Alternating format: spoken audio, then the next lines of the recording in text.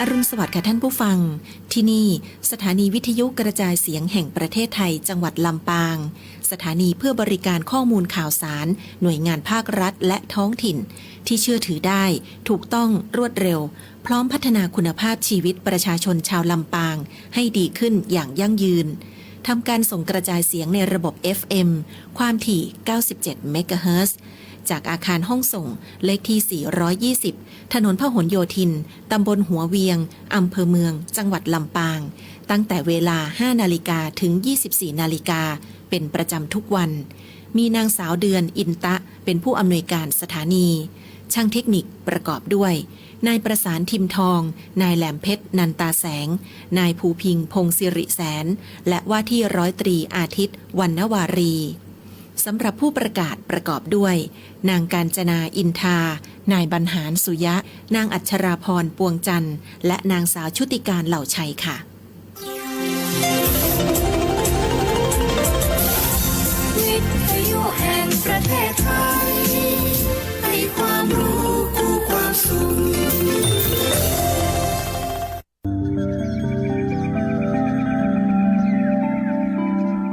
สถานีวิทยุกระจายเสียงแห่งประเทศไทยจังหวัดลำปาง FM 97 เมกะ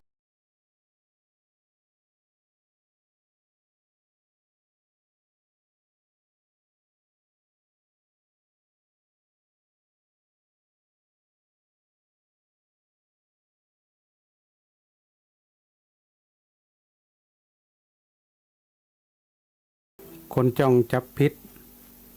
ยาผูกมิตรคนอู่บดียาคลุกคลีคนชอบอิจฉายาคบหาคนแรงน้ำใจยาอยู่ใกล้คนหันแก่ตัวก็ขอเจริญสุขเจริญศีลเจริญธรรมจงมีแก่บรรดาศรัทธาญาติโยมสาธุชนคนดีทั้งหลายที่กำลังรับฟังรายการธรรมะยามเจ้าโอจาภาษาธรรมทางสถานีวิทยุกระจายเสียงแห่งประเทศไทยลำปางช่วงเวลาดีๆ 5 โมงถึง 6 โมงเจ้าเป็นเวลาที่ศรัทธาญาติโยมที่ได้ติดตามได้รับฟังธรรมะจากพระสงฆ์องค์ข้าเจ้าหลายวัดหลายวาถือว่าเป็นโอสถเป็นยาขนาดหนึ่งที่จะได้มารักษาจิตรักษาใจคือเฮานั่นน่าได้มีความสุขถึงกายถึงใจเนาะถึงสองอย่างแล้วก็ต้องขออนุโมทนากับ FC ทั้งหลายเนาะโอ้จะเป็นศรัทธาที่อยู่ในเขตจังหวัดลำปางก็ดีนะหรือว่าอาจจะอยู่ต่างจังหวัดนะที่ได้ติดตามรับฟังรายการธรรมะยามเจ้านะทางสวททุกเจ้านะฟังพระสงฆ์องค์ข้าเจ้าได้นำหลักธรรมะคำสอนนะได้มามาจามาเล่ามาบอกมากล่าวบรรยายให้ศรัทธาญาติโยมทั้งหลายนะได้รับฟังกันบัดเดี๋ยวนี้ช่องทางในการฟังธรรมะนี่มีหลายช่องทางศรัทธาญาติโยมพระสงฆ์องค์ข้าเจ้าก็ต้องอาศัยตั้งโซเชียลก็ดีหรือว่าตั้งสื่อต่างๆในการที่จะได้เผยแผ่พระพุทธศาสนาของเฮาให้มีความเจริญรุ่งเรืองมีความมั่นคงถาวรแต่อย่างไรก็ดีศรัทธาญาติโยมในเมื่อมีพระสงฆ์หรือว่ามีคนก็ต้องมีคนฟังมันก็เป็นของกูกันถ้าทุกเจ้าเปิ่นเอาธรรมะมามาเล่าเรื่องนั่นเรื่องนี้มามาจ๋าเอาไปเพลงนี้วัฒนธรรมสิ่งที่มันเป็นประโยชน์กับศรัทธาญาติโยมกับชาวพุทธของเฮาเนี่ยมามาจ๋าแล้วก็บ่มีคนฟังเนี่ยมันก็มีความหมายเพิ่นฮ้องว่าก็ไร้ค่าไร้ประโยชน์เพิ่นว่านะเพราะฉะนั้นศรัทธาญาติโยมทั้งหลายมีเวลามีโอกาสเฮาฟังเถอะหม่อนบ่ม่อนก็บ่เป็นหยังละเนาะพระสงฆ์องค์ข้าเจ้าก็ตามสไตล์ตามบุคลิกของแต่ละรูปแต่ละตนบางรูปก็ นำเนื้อหาสาระบางตนก็สอดแทรกเรื่องของคติธรรมคำสอนบางท่านก็อาจจะถนัดเรื่องประเพณีวัฒนธรรมบางรูปบางตนเพิ่นก็อาจจะตลกให้เฮาได้ไขหัวบ่เครียดแต่ว่าสาระจริงๆแล้วนี่ก็คือเป็นเนื้อหาแก่นสาระของเนื้อหาธรรมะที่เพิ่นได้เอามาเล่ามามาจ๋าให้กับศรัทธาญาติโยมทั้งหลายเนี่ยได้ฟังแล้วก็นำไปประพฤติปฏิบัติอันนี้มันจะเป็นสาระสำคัญเนาะจะเป็นเล็กๆน้อยๆข้อ2ข้อก็แล้วแต่เฮาที่เฮาฟังแล้วเฮาคิดว่าอันนี้น่าจะเป็นประโยชน์นะน่าจะเป็นมีคุณค่าที่เฮาจะสามารถนำไปพัฒนาปฏิบัติของตัวเก่าได้เนี่ยหรือว่าแม้แต่เฮาจะสามารถที่จะเอาไปบอกกล่าวลูกหลานก็เป็นการเผยแผ่พุทธศาสนาแห่งตั้งหนึ่งเนาะเป็นว่าพุทธศาสนาของเฮาจะอยู่ได้เนี่ยมันก็ต้องอยู่หลักก้อนเศร้าอยู่4ก้อนหมายถึงไผพ่องภิกษุภิกษุณีอุบาสกอุบาสิกาภิกษุนี่ก็หมายถึงตุเจ้าสามเณรก็ถือเป็นเหล่ากอของสมณะก็ถือว่าจัดอยู่ในกลุ่มของตุเจ้าเฮาอยู่ภิกษุณีบัดเดี๋ยวนี้ก็เริ่มมีแล้วศรัทธาบัดเดี๋ยวนี้ในประเทศไทยเฮาก็เริ่มมีมาหลายตีแล้วหลายสำนักแล้วเพิ่นไปบวชที่ต่างประเทศมาแล้วก็มาอยู่เมืองไทยเฮาก็หลายตีภิกษุณีนี่เฮาก็ถือว่ายังมีอยู่ในประเทศไทยเฮานี่แต่เพิ่นบ่ได้บวชประเทศไทยเพิ่นไปบวชต่างประเทศมาแต่เพิ่นก็เข้ามาอยู่ในเมืองไทยเฮามาช่วยกันเผยแผ่พระพุทธศาสนาเหมือนกันก็ถือว่ายังมีอยู่และอันที่3ก็คืออุบาสกก็คือศรัทธาญาติโยมทั้งหลายที่เป็นปัจจัยเนาะที่เฮานับถือพระพุทธศาสนาของเฮาเนี่ยมาวัดมาวามาช่วยกิจกรรมการงานต่างๆของวัดเนี่ยอุบาสิกาก็หมายถึงแม่หญิงเนาะที่เฮาเคารพนับถือพุทธศาสนาที่เป็นแม่หญิงอุบาสกอุบาสิกาก็หมายถึงโยมปัจจัยแม่หญิงที่เฮาได้ดูแลพระพุทธศาสนาได้ร่วมกับพระสงฆ์องค์ข้าเจ้าเปิ้นนอกจากเฮามาวัดมาวาแล้วเนี่ยเฮาก็ยังได้ฟังธรรมะฟังเทศน์วัดไผวัดมันทุกเจ้าเพิ่นก็ได้นำธรรมะต่างๆมาเทศน์มาบรรยายในช่วงวันพระวันศีลหรือว่าในโอกาสต่างๆก็ดีเนี่ย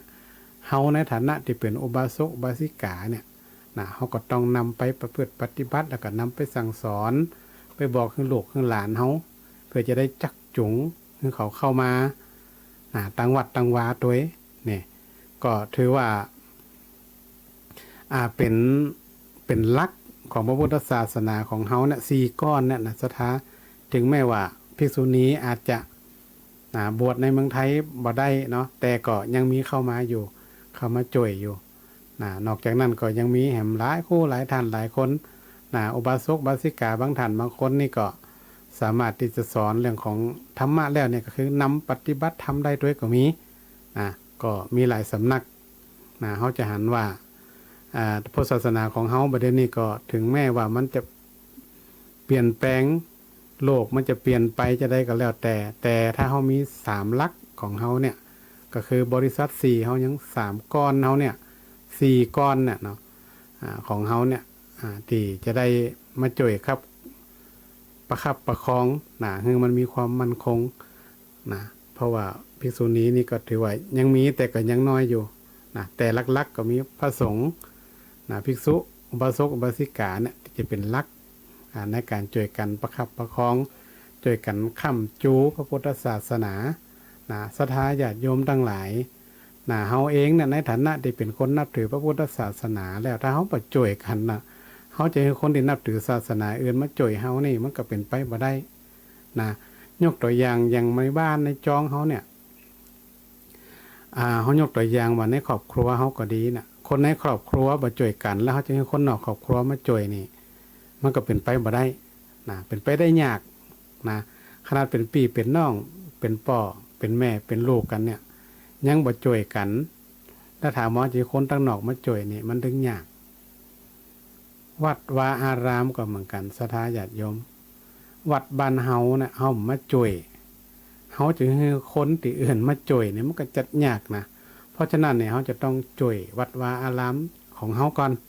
เอาดิใกล้ตัวเขาก่อนนะวัดในบ้านก็เปรียบเสมือนในครอบครัวของเขาปนนอกมันเป็นชุมชนมันเป็นหมู่บ้านมันก็เป็นครอบครัวหนึ่งนะชุมชนเนี่ยนะมันก็มีบ้านวัดมีโรงเรียนนะหรือว่ามีสถานราชการอย่างต่างๆเนี่ยเปิ่นถือว่าเป็นหลักในการที่จะดูแลกันถ้าเขาในนับต่างจากที่เขาเข้าใจเนาะว่าวัดเฮาเนี่ยก็มีความสำคัญโอ้หลายๆคู่หลายๆท่านนี่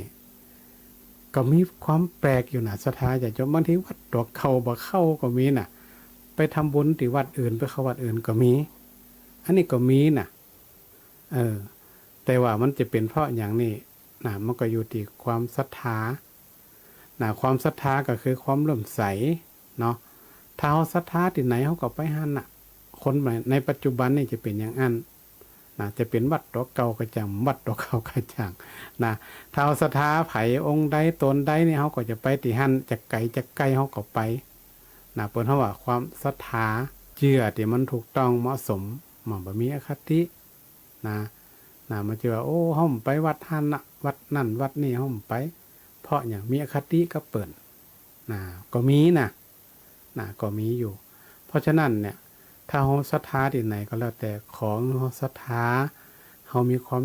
เชื่อความเลื่อมใสของเปิ้นแต่นะจะไปเปิ้นว่าศรัทธาจริตหรือว่าศรัทธามันเบี้ยวไปเนาะ เปิ้นว่ามันเบี้ยวไปนะไปด้วยเปิ้นว่าก็ไปด้วยเปิ้นอย่างนี้นะเปิ้นว่านะ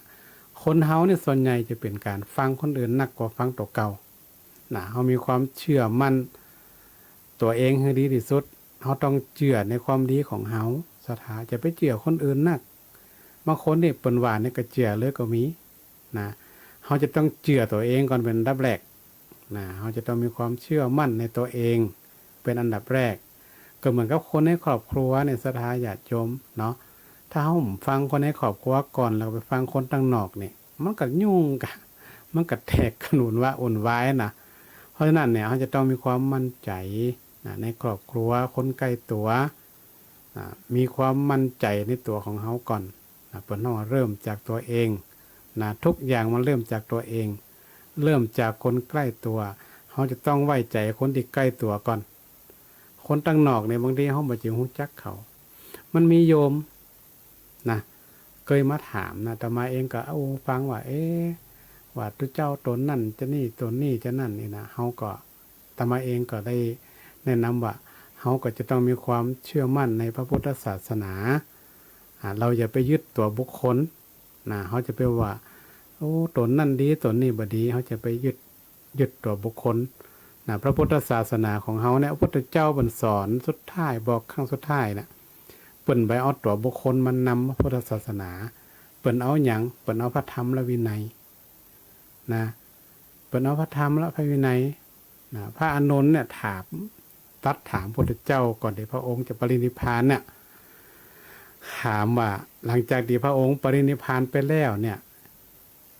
คล้ายๆกับว่าจะมีไข่มาเป็นตัวแทนของพระองค์พระพุทธเจ้าบรรทัดไว้เปิ่นบ่ได้กล่าวถึงบุคคลศรัทธาเปิ่นกล่าวว่าพระธรรมวินัยที่จะเป็นตัวแทนของพระองค์เพราะฉะนั้นเนี่ยศรัทธาญาติโยมทั้งหลายเนาะศรัทธาญาติโยมก็เดี๋ยวมันก็จะเบี้ยวไปเป็นพุทธศาสนาเบี้ยวเป็นความเชื่อที่เบี้ยวไปถ้าเฮายึดหลักของพระพุทธศาสนาเฮาก็ต้องมีความมั่นใจมีความเชื่อมั่นว่าหลักธรรมของพุทธศาสนานั่นสอนให้เฮาเนี่ยเป็นคนดีมีเหตุมีผลสอนแล้วมันสามารถพิสูจน์ได้ปฏิบัติแล้วมันให้ผลเฮาแท้ๆอันเนี้ยเป็นธรรมะแต่เป็นห่วงเป็นวันในศรัทธาดูสื่อดูโซเชียลต่างๆนี่อาตมาเองก็เป็นห่วงพุทธศาสนาพอสมควรอยู่เพราะนั้นหลักของมันมีแค่ก็จะว่า4ก็4เนาะ3ก็3นำไปเด้นะศรัทธาที่ว่า4อันก็แม่น3ก็แม่นที่ว่ามีภิกษุภิกษุณีอุบาสกอุบาสิกาบริษัท4มันหายเป็น1แต่มันมีอยู่แต่มันบ่ได้มีในประเทศไทยทั้งหมดเพราะฉะนั้นเนี่ยเรื่องของบุคคลเนี่ยศรัทธาอย่าไปมากเกินไป เนาะเราต้องมีความเชื่อที่ด้วยเหตุด้วยผลมีความเชื่อด้วยใจรักปัญญาในการพิจารณานะอย่าไปเชื่อด้วยความหลงด้วยความบ่ฮู้บ่เข้าใจนะอย่าเพิ่งมีกิเลสตัณหาเข้ามาครอบงำอย่าเพิ่งมีอคตินะเข้ามาครอบงำเฮาเดี๋ยวมันเข้ามาปั๊บเนี่ยความมืดมันก็จะเกิดขึ้นก็คือความอวิชชา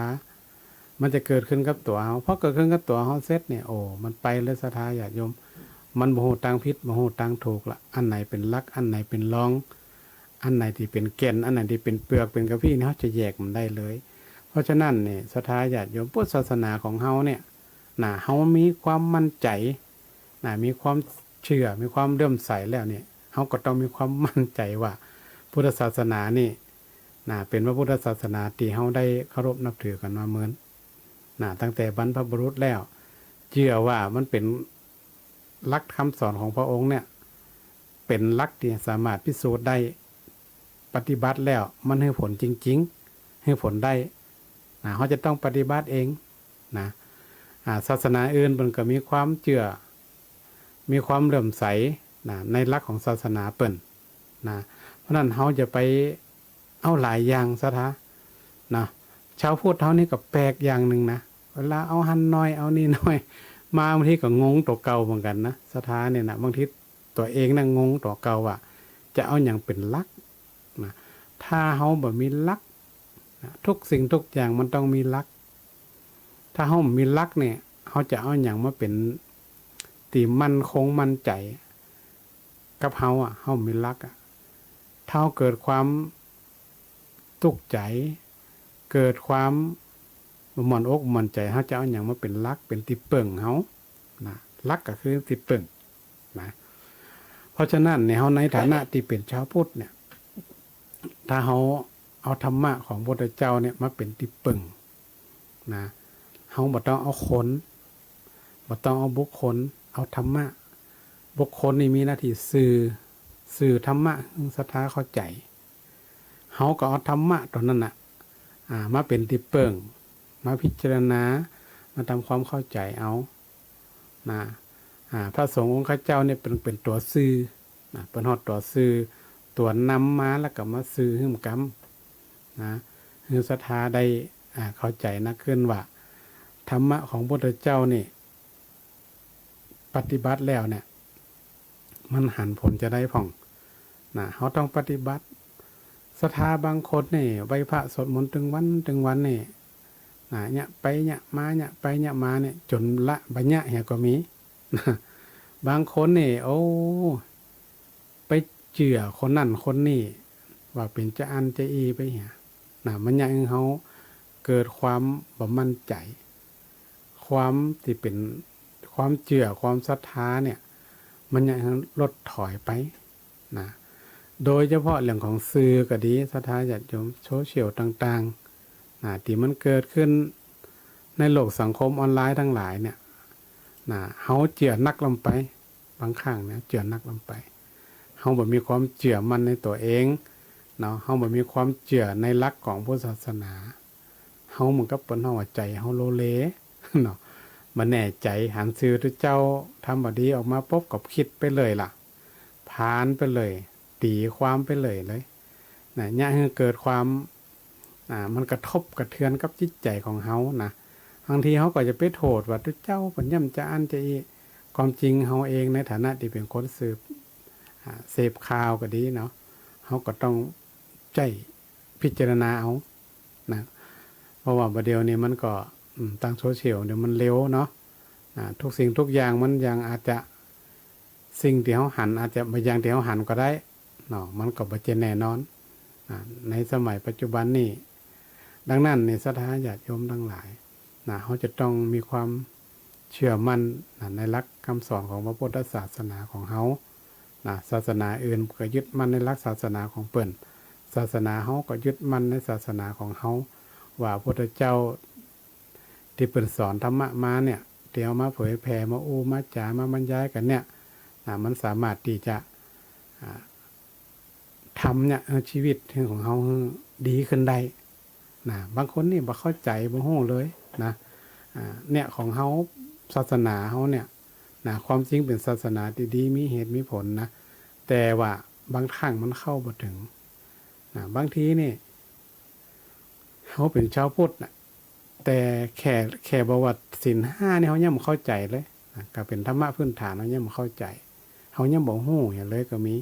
บางทีท่องได้แต่ปฏิบัติบ่ได้ก็มีนะแต่ไม่ได้หมายความว่าต้องปฏิบัติทั้งหมดศรัทธาเนี่ยมันเป็นจุดที่ชาวพุทธเขาก็ต้องมาร่วมกันแก้ไขแก้ปรับปรุงแล้วก็หันมามีความเชื่อมั่นในหลักธรรมะให้นักขึ้นโดยเฉพาะเรื่องของศีล5เนี่ยเขาลองปฏิบัติพอถ้าเขาสามารถปฏิบัติได้เนี่ยมันมีผลให้จริงหรือไม่จริงอันนี้ต้องปฏิบัติก่อนต้องรักษาก่อนคนที่รักษาได้เนี่ยเป็นจะฮู้เองเป็นจะฮู้เองแล้วก็คนที่บ่ฮู้เนี่ยเลยว่าศีลคือหยังข้อ1 2 3 4 5นี่คือหยังนี่อันนี้ก็จะลำบากน้อยหนึ่งมันก็ยังว่านะสัทธาบางทีพูดก็คือพูดแต่บางทีเขาก็บ่เข้าใจหลักของพุทธศาสนาบ่ฮู้แก่นบ่ฮู้กับพี่เฮาบ่ฮู้เปลือกเฮาบ่ได้ฮู้มันแต่เฮาก็สามารถศึกษาได้สมัยปัจจุบันนี่มันสามารถศึกษาในก็ได้สถามันมีตั้งสื่อตั้งอย่างต่างๆมันมีเยอะแยะเฮาสามารถศึกษาได้แต่ศึกษาแล้วเนี่ยเฮาก็ต้องมาปฏิบัติก่อนเฮาต้องฮู้ก่อนปฏิบัติก่อนเราถึงจะมาเจียบ่ใจไปอ่านในคัมภีร์ในหยังแล้วก็มาเถียงกันมาทกมาเถียงกันนะ อันนี้มันก็บ่ได้นะสถามันก็ต้องได้ประพฤติปฏิบัติแล้วเฮาฮู้แนวก่อนว่าอ๋อมันเป็นจะอีถ้าเฮาถือศีลแต่มันมันก็จ่อยเฮาแต่เฮาอย่างนั้นอย่างนี้เฮาก็ว่าไปเข้าใจกันไปถ้าเฮาเข้าใจอย่างนี้เนี่ยอาตมาเองเชื่อว่าพุทธศาสนาของเฮาเนี่ยมันก็จะมีความมั่นคงนักขึ้นเนาะบางคนก็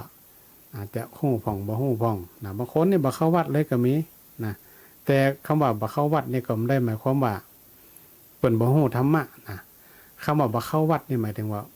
บ่ได้ศึกษาหยังเลยเกี่ยวกับพุทธศาสนาเนี่ยเกี่ยวกับหลักต่างๆเฮาบ่ได้ศึกษาหยังเลยถามนี่บ่ฮู้สักอย่างอันเนี้ยเพิ่นว่าคนเข้าวัดคนที่เข้าวัดถ้าบ่ได้ศึกษาก็บ่เข้าใจเหมือนกันคนที่บ่เข้าวัดอาจจะศึกษาอาจจะเข้าใจก็มีมันก็มีหลายอย่างหลายประเภทซะละเพราะฉะนั้นเนี่ยเรื่องธรรมะของ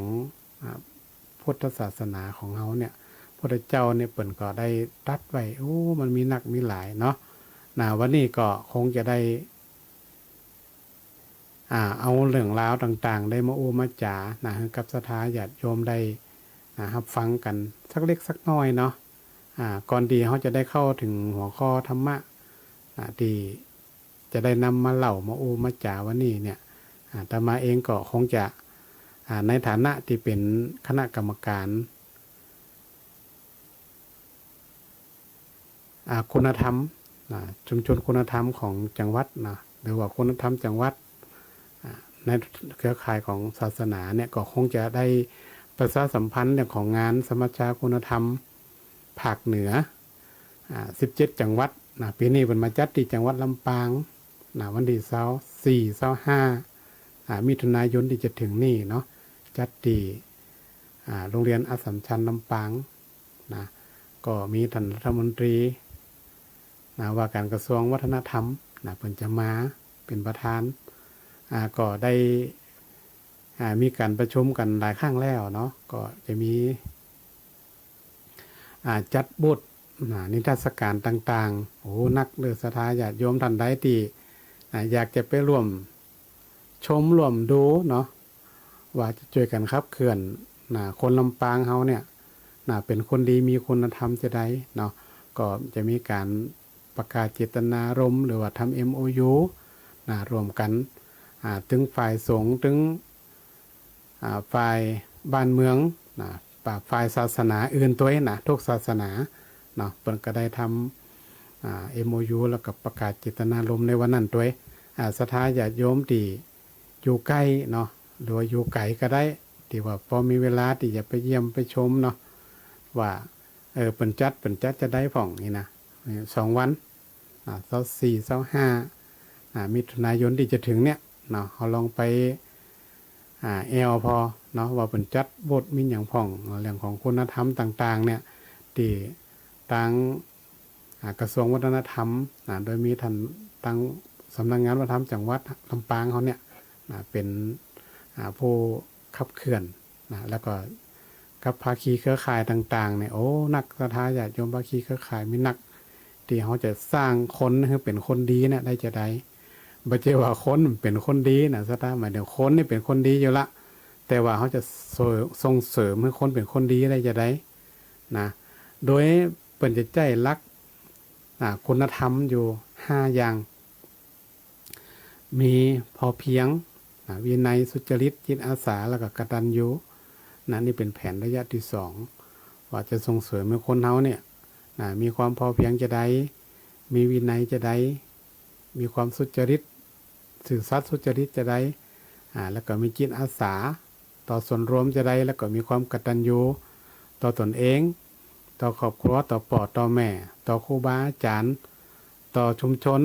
ต่อสังคมและก็ต่อประเทศชาติบ้านเมืองจะได้อย่างเงี้ยนะความกตัญญูนี่มันกว้างเนาะมันหลายอย่างเพราะนั้นเนี่ยศรัทธาญาติโยมท่านใดที่มีเวลาเนาะเขาก็จะมาช่วยกันขับเคลื่อนกับ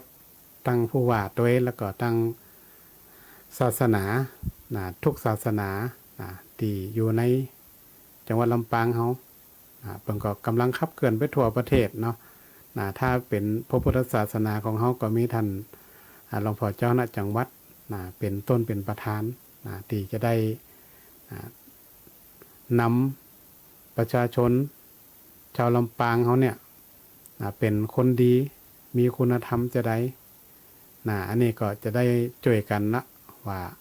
เขาจะมีแนวทางจะได้ส่งเสริมคนปัจจุบันเนี่ยบ่จะเป็นเล็กละอ่อนทุกรุ่นทุกวัยคือคนเขามีเป็นคนดีจะได้มีคุณธรรมจะได้มีธรรมะจะได้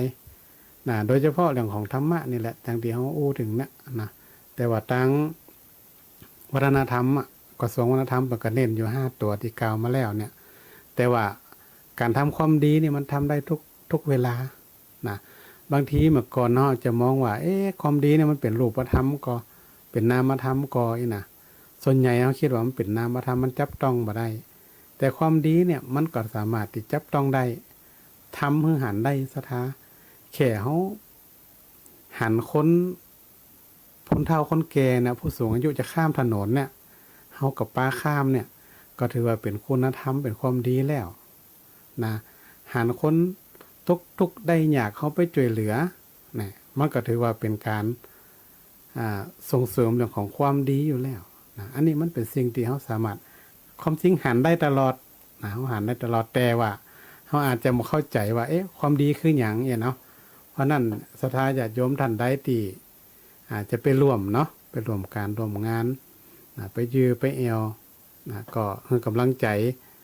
กับตั้งป่อเมืองของเฮาก็ดีหรือว่าตั้งวัฒนธรรมก็ดีแม้แต่ทุกเครือข่ายเพิ่นก็จะไปหันหมดก็มีบทมีอยู่ก็หลาย10 บทอาจจะถึง60-70 บทรวมถึงต่างจังหวัดที่เพิ่นจะมาจัดด้วยก็ถือว่าเป็นงานใหญ่ของจังหวัดลำปางเขาลองไปดูว่าการจัดกิจกรรมจัดงานเกี่ยวกับคุณธรรมเนี่ยมันจัดจะได้แต่ที่เขาหันเนี่ยก็จะเป็นประเพณีวัฒนธรรมงานอื่นๆงานการ์ดงานส่งเสริมอาชีพส่งเสริมเศรษฐกิจอย่างเงี้ยเขาจะหันอยู่บ่อยครั้งงานประเพณีปีใหม่เมืองเนี่ยเขาหันแต่งานจีเนี่ยมันบ่เคยมีสถาเพราะว่าปีนี้จังหวัดลำปางก็ได้รับเป็นเจ้าภาพของภาคเหนือแล้วก็ปีนี้ลำปางก็ถือว่าเป็นจังหวัดที่จะได้นำร่องในเรื่องของจังหวัดคุณธรรมก็หลายหน่วยงานก็ต้องช่วยกันขยับขับเคลื่อนด้วยกันไปพร้อมกันไปโดยมีพระสงฆ์องค์เจ้านี่แหละที่จะเป็นแกนนำแกนหลักในการที่จะขับเคลื่อนคุณธรรมจะทำกิจกรรมหรือว่าทำความดีใน5 ตัวนี่ก็ได้หรือว่านอกขั้นก็ได้ซะท้าเนาะใน5 ตัวที่ได้กล่าวมาแล้วนี่ก็ดี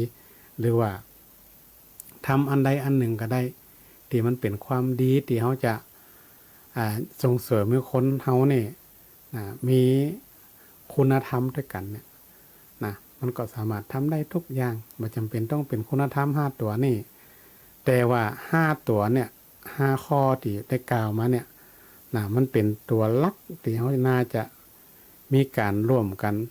เนาะถ้าเขาได้5ตัวนี่ก็ถือว่ามันก็ขอบคุมพอสมควรโดยเฉพาะเรื่องของความพอเพียงที่ปหลวงในการที่เก้าของเขาเป็นฮื้อไหวเนี่ยเขาก็น้อมนำมาเป็นแนวปฏิบัติน่าจะได้ให้เกิดความพอเพียงเนี่ยจะได้ให้เกิดความพอดีบ่นักไปบ่น้อยไปเหมือนกับเขากินข้าวเนี่ยสถาเนาะกินนักลงไปก็กัดนะ กินนักลงไปกัดต้องแหมะกินน้อยลงไปก็หิวมันบ่อิ่มกินจะได้ให้มันพอดีเนี่ยเพิ่นฮ้องว่าพอเพียงเนี่ยอย่างกระจ่างคือมันอยู่สายกลางคือมันพอดีนักไปก็บ่ดีน้อยไปก็บ่ดีนะถามว่ามีเงินนักดีก็สถาก็ถามว่ามีเงินนักก็ดีนะแต่ถามว่าเขามีความสุขก็ถ้ามีเงินนักต้องถามตัวเก่านะถ้าเขามีความสุขก็ดีแต่ถ้าว่ามีเงินนักแล้วมีความทุกข์ใจนี่ก็มันต้องมีมันนะ น้อยไปดีก็บ่ดีเนาะมีก็ทุกข์มีก็ทุกข์นะความสุขเนี่ยมันได้เกิดจากคำว่ามีหรือบ่มีเงินมันบ่ได้เกี่ยวกันความสุขแล้วมันเกิดจากใจนะเพราะนั้นคำบอกความพอเพียงนี่ก็คือว่าให้มันอยู่กลางๆเนาะเอาก็จะไปเอานักให้เจนนะเอาแล้วก็จะไปเอาน้อยให้เจนนะเอามันพอดีเปิ่นฮื้อคนโบราณเปิ่นถึงว่าเหรอขอบดีเอานักรักบดีเอาน้อยนะแต่มันส่งเสริมก็มารักเนอะสถานนะรักนี่มันเขาตึ้มไหวรักแนวถึงหมดเรื่องนะแต่ขอเนี่ยก็คือมันพอดีเปิ่นฮื้อก็เอาพอดีจะขอเปิ่นเอาของเปิ่นมาหมดเองมันก็บ่ดีนะคนโบราณเปิ่นนึกข่าวไว้เหรอเพราะนั้นเปิ่นก็สอนให้เฮาพอเพียงแหละนะให้เฮาพอดีพอเพียงพอประมาณพออยู่พอกินเนาะบ่นักไปบ่น้อยไปนะตัวที่สองก็คือเรื่องของวินัยวินัยนี่ก็หมายความว่าเราต้องรู้จักจัดระเบียบให้กับตัวเก่านะการมีวินัยนี่มันต้องเริ่มจากตัวเฮาทั้งนั้นถ้าเฮามีวินัยบางเฮาก็ต้องฝึกลูกฝึกหลานเฮาไปด้วยให้มีวินัยไปโรงเรียนจะลุกกี่โมงจะเตรียมอย่างพ่องคือเขาเตรียมตัวเนี่ยก็ต้องมีวินัยนะจราจรก็ดีหรือว่าจะเป็นเรื่องของรถของราก็ดีเพิ่นว่าเมาไม่ขับนี่เมาก็ไปอยู่อีเนี่ยเพิ่นว่ารักษาวินัยรักษาระเบียบของเฮาเนี่ยคือดีมันจะได้เกิดปัญหาน้อยที่สุดอันที่3เพิ่นว่าสุจริตสุจริตก็คือความซื่อสัตย์บ่ทุจริตต่อบ้านต่อเมืองบ่ทุจริตต่อตัวเก่าบ่ทุจริตต่อหน้าที่อย่างต่างๆเนี่ยสถาเนาะก็เป็นสิ่งที่เขาก็ควรทำอยู่แล้วล่ะควรปฏิบัติอยู่แล้วก็แล้วก็อันต่อไปก็ของเรื่องของจิตอาสาเนี่ยก็คือการเสียสละเนาะเฮานี่มันต้องมีกิจกรรมจิตอาสากันบ่อยๆละเนาะเพราะว่าต้องการอยากให้เฮานี่มีความเสียสละต่อส่วนรวมทำกิจกรรมร่วมกันในบ้านในจองในชุมชนหรือว่าสถานที่ราชการต่างๆก็ดีที่ไหนก็แล้วแต่ในบ้านในจองเฮาเนี่ยเฮามันเที่ยวมันพัดมันปัดมันโถมันทำความสะอาดช่วยเหลืองานส่วนรวมบ่องเปิ่นมีงานการงานที่ไหนเฮาก็ไปช่วยเพิ่นพ้องมีงานบ้านเหนือก็ไปบ้านใต้ก็ไปเพิ่นว่ามีจิตอาสาร่วมกันช่วยกันอย่างเงี้ยมันม่วนอย่างสมัยก่อนเนี่ยสถานึกถึงจิตอาสาเนี่ยคนเฮาสมัยก่อนนี่ก็จะแปลงนั่นแปลงนี่เป็นช่วยกันเนาะมันจะได้จ้างกันเนาะแปลงบ้านแปลงจองนี่สมัยก่อนเนี่ยช่วยกันเอาสถาก็อาจจะจำได้อยู่นะว่าสมัยก่อนเนี่ยเพิ่นจะช่วยกันแปลงบ้านนี่เป็นแปลงช่วยกันเอาไม้เอาตอกแปลงช่วยกันเจ้าภาพก็มีหยังเลี้ยงข้าวเลี้ยงน้ำฮะบ่จะมีจีนมีเสื้อหยังบางทีก็แกงต้นกล้วยแกงบ่ฟักนี่สู้กันสมัยก่อนนี่อาตมาเป็นละอ่อนเนี่ยก็ยังหันอยู่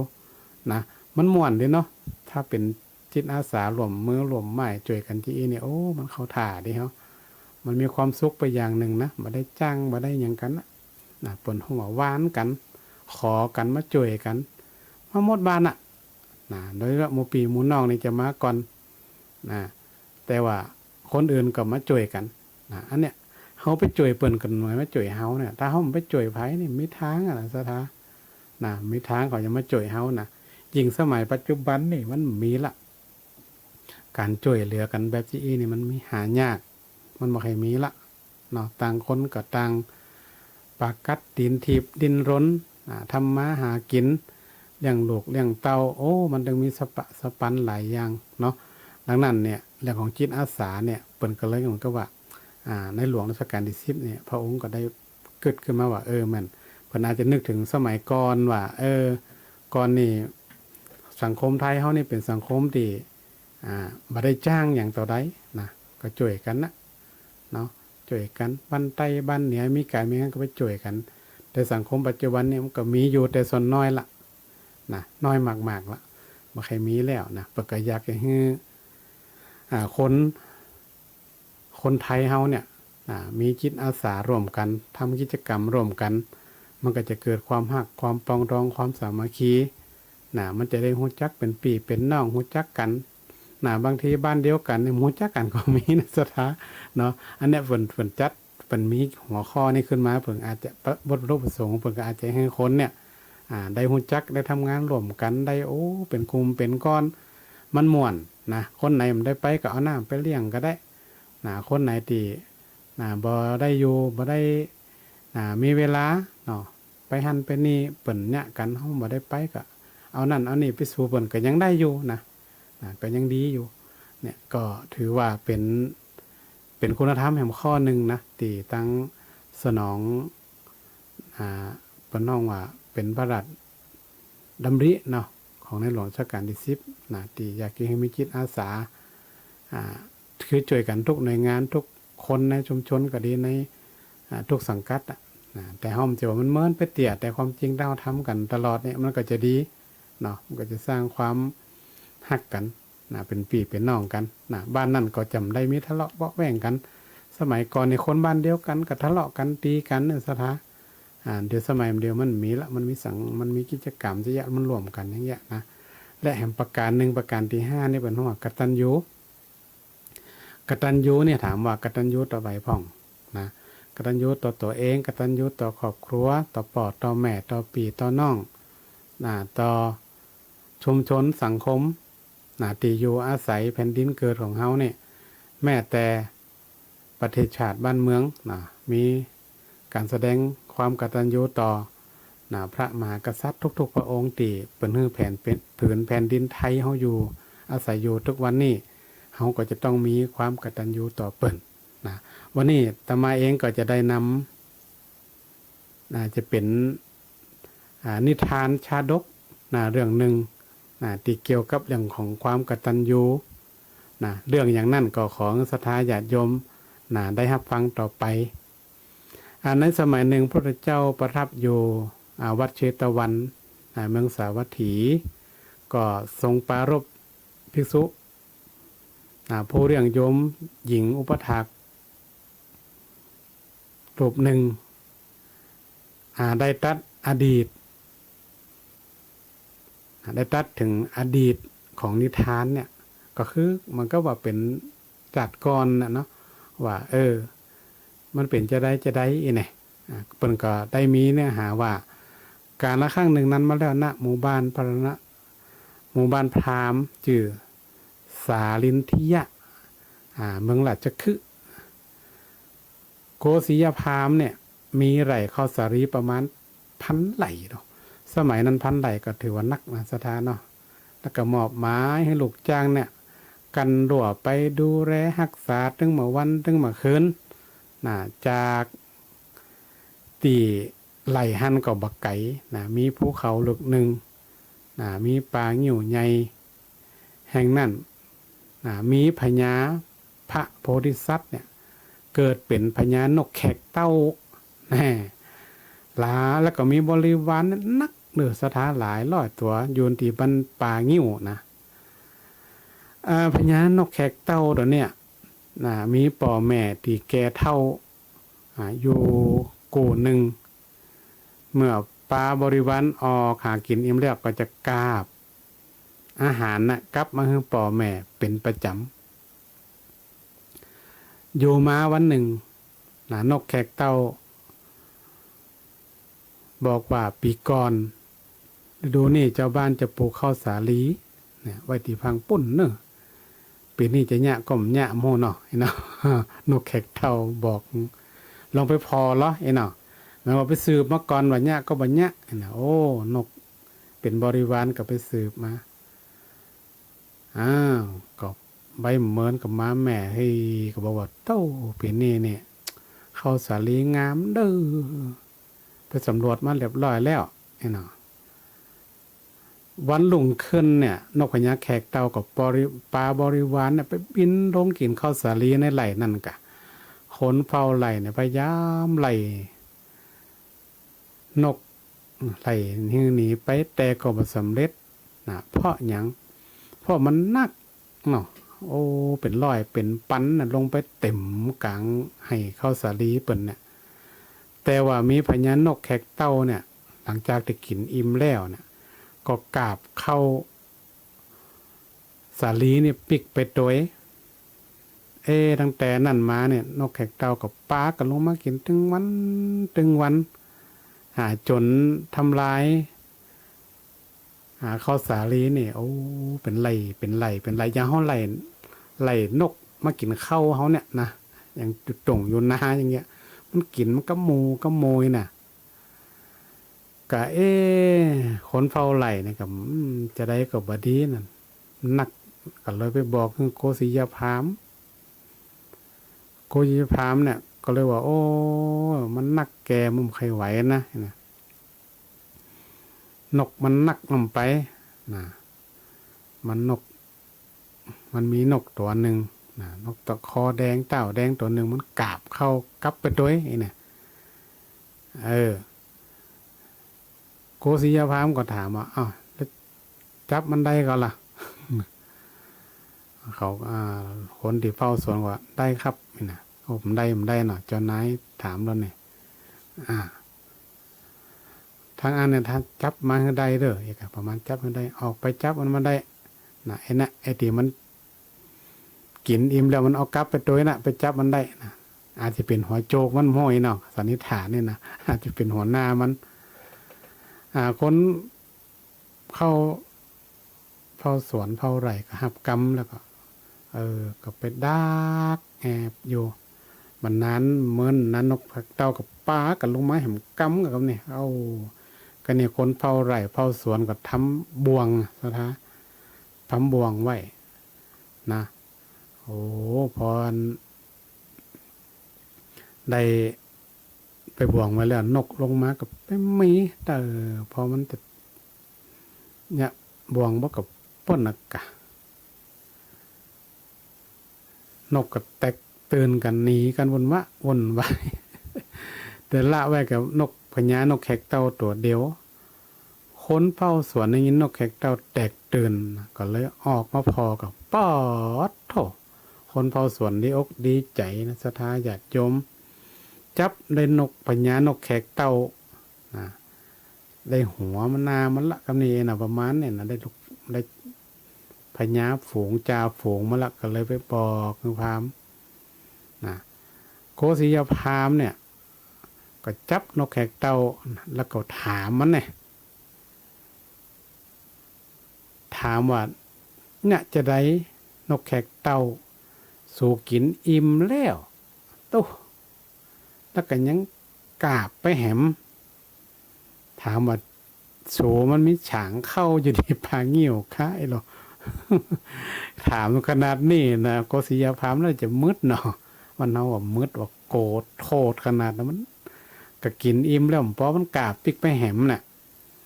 นกพญาแขกเต่าเนี่ยก็เลยตอบไปว่า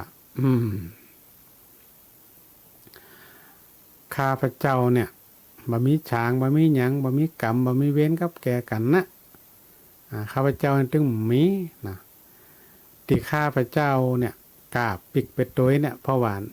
เปื่อเอาไปใจนี่เก่าฮือเขากูนีใหม่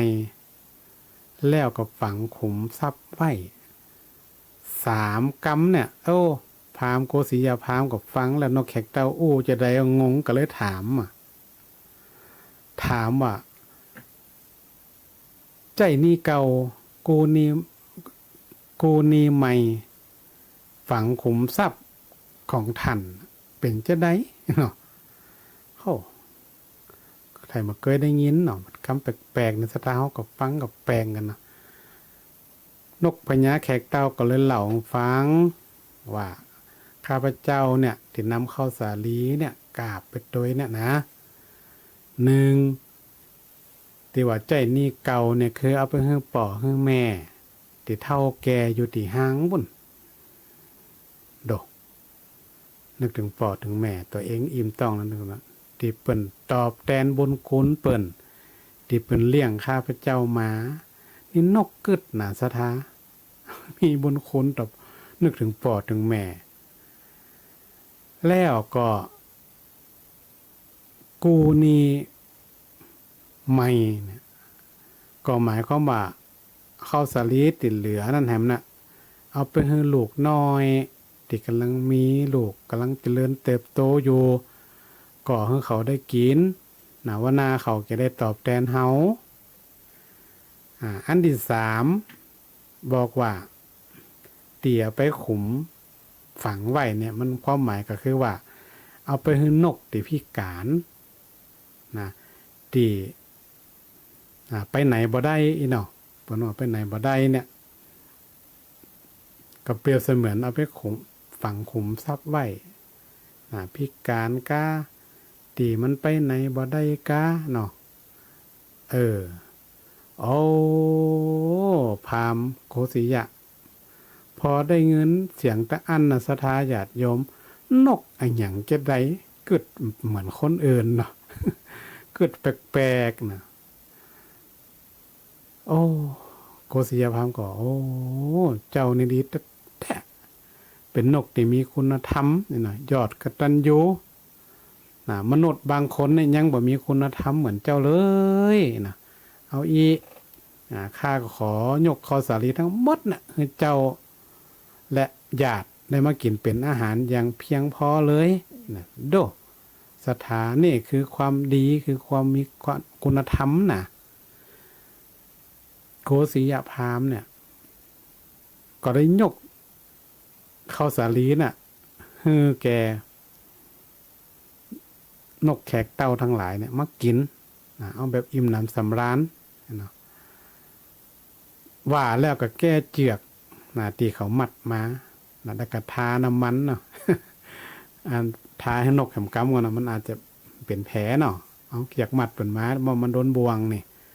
ก็ทาน้ำมันให้แหมกำพญาแขกเต้าก็คือโอวาทว่าพราหมณ์ขอท่านจงเป็นผู้ไม่ประมาทเถิดคือทานเลี้ยงดูบิดามารดาพ่อแม่แก่เท่าเถิดกล่าวจบก็คืนข้าวสาลีให้แก่พราหมณ์ขอฮับไปเพียง8 ไหลโอ้มันถึงปันไหลกันหนบนเอาหมดนะเพราะว่าอย่างศรัทธาญาติโยมเพราะว่าพญาแขกเต้าเนี่ยเป็นพระโพธิสัตว์ที่ลงมาเกิดเป็นนกพญาแขกเต้าศรัทธาเนี่ยมีความเพิ่นห้องว่ามีความกตัญญูต่อพ่อต่อแม่เนี่ยเพิ่นก็ยังมีความโลภศรัทธาเพิ่นยังเอาละไว้ให้อยู่ดูถ้าเป็นคนขี้โลภนี่หมดเรื่องนี่ เอาหมดพันไหลนี่นะเพิ่นว่าเป็นหยังท่านพราหมณ์เพราะใจ8 ไหลก็เอาละเลี้ยงปออยู่นะนกเพิ่งบริวารทั้งหมดนี่เลี้ยงคนเฒ่าคนแก่พ่อแม่ลูกเต้าแล้วคนพิการนกพิการที่อยู่ในหันตัวเองนะอย่างถึงหมดถ้าจะป้ออยู่นี่ที่เหลือนั่นก็ท่านก็เอาคืนไปเถอะกะเข้าเมื่อถึงตีปลางิ้วน่ะนกแขกเต้าก็รีบวางลงข้าวสาลีต่อหน้าเป็นพ่อเป็นแม่ก็เกิดความจะว่าดีใจนะก็แม่นลุกขึ้นมาเนี่ยเกิดไข้หัวยินดีน้ำตาน้องหน้าเลยว่าผ ผู้แขกเต้าต่างมีความยินดีในน้ำตาเนาะตีเป็นน้ำตาน้องหน้าเนี่ยแสดงว่าเปิ้นถามหมายถึงว่าตึงดีใจแล้วก็เสียใจเนาะนกทั้งหลายก็ถามว่าออกมาได้จะได้เนี่ย โดนจับไปแล้วหลอดมาได้จะได้เนี่ยพญานกแขกเต้าก็เล่าเรื่องทั้งหมดฝูงนกทั้งหลายได้ฟังโกศยพราหมณ์เนี่ยได้ฟังโอวาทหรือว่าฟังกรรมที่นกพญาแขกเต้าน่ะไปเนี่ยตั้งแต่หันมาเนี่ยก็ได้ไปตั้งลงบริจาคทานแก่สมณะพราหมณ์ผู้ทรงธรรมคนอยากไล่ประพฤติจนสิ้นชีวิตนะศรัทธาญาติโยมอันเนี้ยแน่เรื่องของนกแขกเต้าก็จบละนะ แต่เขาฟังแล้วนี่โอ้โหนกแขกเต้าไม่ใช่นกอย่างโหแต่หัวหวานเนาะกรรมติวนี่เพราะเราเปิ่นปากก็เราเปิ่นเป็นพระโพธิสัตว์เปิ่นมาเกิดเป็นนกจัดนี่มาเกิดเป็นนกแขกเต้าที่มีความกตัญญูรู้จักบุญคุณของพ่อของแม่นะก็เลยเอามาเป็นสาระที่มาประกอบกับในเรื่องของคุณธรรม5ประการเป็นข้อสุดท้ายความกตัญญูเพราะนั้นเรื่องความกตัญญูในศรัทธาเราก็สามารถที่จะแสดงออกต่อใครก็ได้ที่มีบุญคุณต่อเฮาเนาะนอกจากปอบจากแม่ครูบาอาจารย์ลูกเต้าหลานเลนตลอดจนถึงชุมชนสังคมประเทศชาติบ้านเมืองแล้วก็พระบรมสารีวงศ์พระมหากษัตริย์ทุกพระองค์เนี่ยเขาก็จะมีความกตัญญูต่อเปิ้นในรูปแบบที่เขาทำได้เนาะโดยเฉพาะในครอบครัวเขาเนี่ยเขาก็ต้องแสดงความกตัญญูให้ลูกให้เต้าได้หันก่อนนะเขาจะไปสอนเขาว่ามีความกตัญญูนะตอบแทนปอดตอบท้อนแม่เท่าแก่ชรามาแล้วก็ต้องตอบแทนเนอะเท่าสอนเขาจะเนี่ยเขาเป็นแบบอย่างมันก็สามารถจะทำได้นะสถาละอ่อนบางทีก็ยังไม่เข้าใจเตี่ยนะเพราะฉะนั้นในการสอนหลังจากที่เขากตัญญูต่อเขาได้เขาก็ต้องมีความกตัญญูต่อเขาเหี่ยก่อนต้องดูแลต้องเป็นแบบอย่างต้องพูดจาดีๆเนาะบ่ไปมุ่มหลงในอบายมุขต่างๆนะให้เขาหันแต่ถ้าเขาเป็นตัวอย่างเขาดีแล้วเนี่ยโอ้เรื่องความกตัญญูเนี่ยลูกหลานเขาเนี่ยเขาถึงกลับมาแสดงเขามาตอบแทนมารุนแต่ถ้าเขาเป็นตัวอย่างนี่ก็ถึงอยากตอบแทนครูบาอาจารย์ตีผ่านมานี่หลายๆโรงเรียนก็มีการไหว้ครูกันทำมาไหว้อย่างครูศรัทธาญาติโยมว่าไหว้อย่างเนาะไหว้ครูก็แสดงออกถึงความกตัญญูรู้จักบุญคุณต่อครูบาอาจารย์ที่เปิ่นได้ก็อบรมสั่งสอนที่เขาไปเรียนในโรงเรียนก็ดีโอ้หัดเขียนกอไก่ขอไข่มันก่อนนะมันต้องเขียนยากเขียนเย็นมันก็ A B C D เนี่ยสอนสัพพะถึงคณิตศาสตร์ทุกวิชาเขาก็นึกถึงบุญคุณของครูบาอาจารย์ที่เปิ่นได้พร่ำสอนให้เขาได้ฮู้ถึงวิชาการถึงประสบการณ์ถึงการใช้ชีวิตก่อนนี่มันมีวิชาหลายวิชาเหมือนกันเดี๋ยวนี้มันเปลี่ยนเป็นสาระก็บ่ต่างกันต่อใดมันเป็นสาระแต่ก่อนก็เป็นวิชาเหมือนกันแต่ว่าวิชาหลายวิชามันก็อาจจะหายไปพ่องเนาะก็อาจจะตามยุคตามสมัยของมันนะอันนี้เอาก็นึกถึงครูบาอาจารย์ว่าโอ้เปิ่นแปลงเปิ่นเอาความรู้มาให้เฮาเนี่ยโอ้ต่างก็แปลงพันใบครูอย่างสวยงามสมัยก่อนกับมีหยังอ่อนมีสวยดอกเนี่ยแผกดอกเข็มที่ลักๆนะ ก็บ่มีหยังที่เพิ่นแสดงออกถึงความดอกมะเขือเนาะเดือนนี้ร้อนก็แปลงพานไปแหมแบบนึงแบบของเขานะบางทีก็เป็นหูการ์ตูนของเป็นหูอันอย่างที่เขาชอบก็มีของเขาก็เป็นพานได้เนี่ย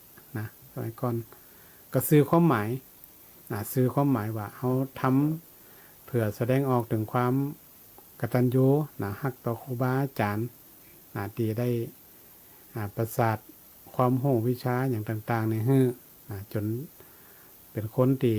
มีความรู้ความสามารถนักขึ้นนะก็เป็นครูก็ถือว่าเป็นครูคนที่สองนะของเฮานะครูคนแรกก็คือเป็นพ่อเป็นแม่ที่สอนเฮาตั้งแต่แรกนะนอกจากนั้นเนี่ยเฮาจะรู้จักบุญคุณอย่างแหมสถาชุมชนแผ่นดินเกิดของเฮาเนี่ยก็สำคัญนะที่เฮาได้ที่อยู่ที่อาศัยเนี่ยนะก็ต้องรู้จักบุญคุณนะชุมชนเปิ้นฮื้อหยังเฮาพ่องเฮาฮื้อหยังพ่องนะมันก็ต้องรู้จักบุญคุณกันวัดวาอารามศาสนาเนี่ยนะบางทีเฮาอาจจะบ่หันว่าเปิ้นสิให้บุญคุณหยังบางทีเฮาจะพอมอกแต่ความจริงแล้วเนี่ยนะศาสนาเนี่ยก็ถือว่าเป็นฮื้อแนวทางในการดำเนินชีวิตดีๆนะแนวทางในการดำเนินชีวิตดีๆนะเป็นหลักธรรมะคำสอนดีสามารถจะนำไปประพฤติปฏิบัติให้เราอยู่มีความสุขได้นะก็ถือว่าเป็นผู้มีพระคุณนี่อย่างว่าพุทธพระรัตนตรัยพุทธธรรมประสงค์เนี่ยมีพระคุณต่อ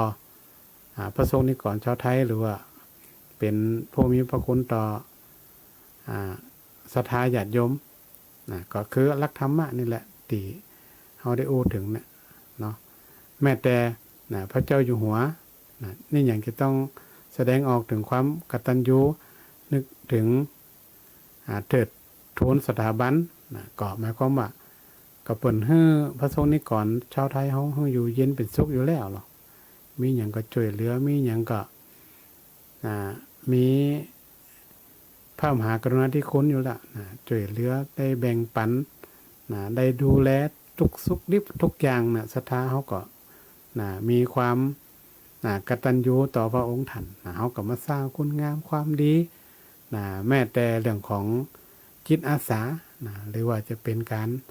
ช่วยบ่ให้เป็นภาระสังคมเกินไปอย่างเงี้ยมันก็สามารถช่วยได้หมดก็เป็นการแสดงออกนะถึงความกตัญญูกตเวทิตาดังนั้นศรัทธาญาติโยมทุกท่านทุกคนเนาะการแสดงออกถึงความกตัญญูเนี่ยนะของพ่อนกแขกเต้าเป็นตัวอย่างนะเปิ้นเป็นนกนะเปิ้นยังรู้จักบุญคุณของพ่อของแม่นะลูกหลานตันเต้าเปิ้นในครอบครัวเปิ้นนะเพราะนั้นเฮาก็ต้องนึกถึงบุญคุณของคนของที่อยู่อาศัยของประเทศชาติบ้านเมืองเหมือนกันเนาะก็ถือว่าเป็นหลักธรรมที่ตั้งศูนย์คุณธรรมแห่งชาติก็ดีนะหรือว่าจะเป็นสำนักงานเป็นกระทรวงวัฒนธรรมก็ดีเนาะที่เปิ่นได้เอามาอยากจะให้คนไทยเฮานั่นนะมีคุณธรรมดังกล่าวใน5ประการเพื่อจะได้ให้คนในสังคมไทยเฮานั่นนะเป็นคนดีนะมีคุณธรรมแล้วก็ช่วยกันน้อมนำหลักปรัชญาเศรษฐกิจพอเพียงของพ่อหลวงรัชกาลที่9ของเฮาเนี่ยนำมาใจให้มันเกิดประโยชน์แล้วก็เกิดความสุขทั่วประเทศทุกย่อมทุกหมู่เหล่าดังนั้นวันนี้ก็ได้เล่านิทานชาดกแล้วก็ได้อู้ถึงงานสมัชชาคุณธรรมของภาคเหนือที่จังหวัดลำปางก็เป็นเจ้าภาพก็ดีก็ขอทุกท่านเนาะได้ไปร่วมงานแล้วก็ได้ช่วยกันขับเคลื่อนงานให้เกิดคนลำปางเป็นคนดีมีคุณธรรมต่อไปก็ขออนุโมทนากับศรัทธาญาติโยมทุกท่านทุกคนที่ติดตามรับฟังรายการธรรมะยามเจ้าก็ขอท่านได้เจริญได้ศีลเจริญได้ธรรมมีอายุวรรณะสุขภระปฏิภาณธนสารสมบัติยิ่งขึ้นไปทุกท่านทุกคนด้วยเทิน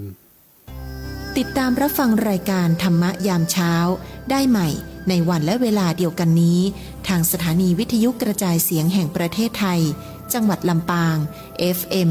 97 เมกะเฮิรตซ์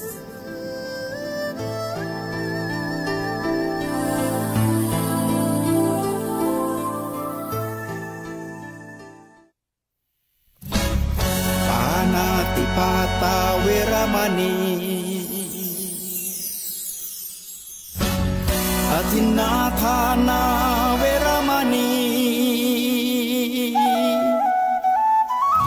กาเมมุสาสุราเม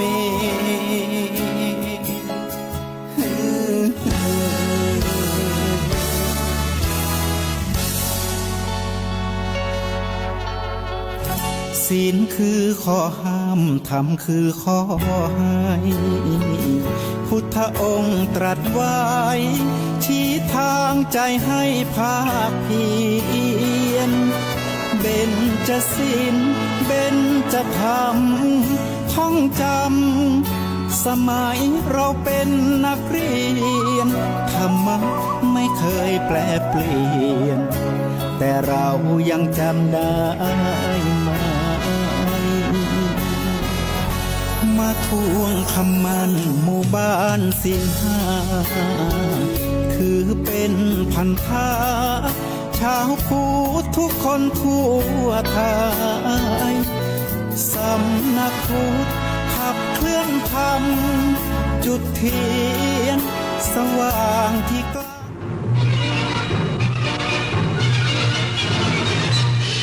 สถานีวิทยุกระจายเสียงแห่งประเทศไทยและ